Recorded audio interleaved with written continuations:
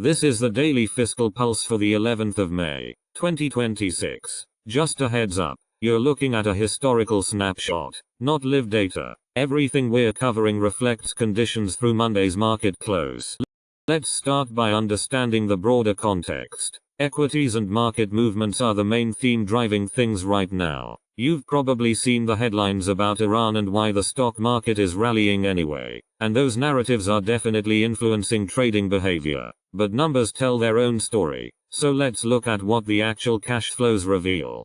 The money math is straightforward. We saw outflows exceeding inflows today. The net fiscal transfer came in at negative 16.6 billion, with tax receipts pulling 28.3 billion out of the system. That's liquidity being drained from circulation. Yet the market hasn't buckled. The E-mini S&P closed at 7,421, still trading above the 20-day moving average of 7,186. The 20-day range spans roughly 601 points. So despite this fiscal headwind, prices are holding their ground. Zooming out helps clarify what's happening. Daily government spending over the last 5 days has averaged about 0.5 billion. The 20-day average tells a different story at 11.7 billion. That's significantly more cash flowing into households and ultimately reaching the markets.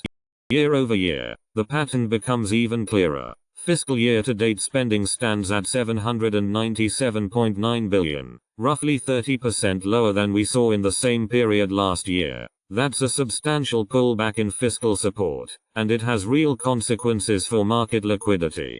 From a tactical standpoint, the fiscal environment isn't handing us a clear directional edge at the moment. The conditions gauge is sitting at +10. But here's where context matters. We've been here before multiple times, and history shows that even with thinner liquidity, the S&P has averaged around +0.7% over the following month. Markets don't move in lockstep with liquidity flows. They frequently push higher anyway. There's also a positioning factor worth watching. Leveraged funds have been cutting exposure, which is at elevated levels. That historically serves more as a caution flag than a buy signal.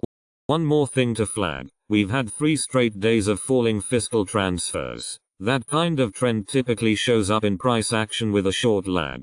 Looking ahead at the calendar, a couple of dates matter. The 13th of May is the SSA payment cycle, the second Wednesday, which can reshape flows in the near term. Around the 15th of May, we've got the next meaningful Treasury coupon interest payment window coming due.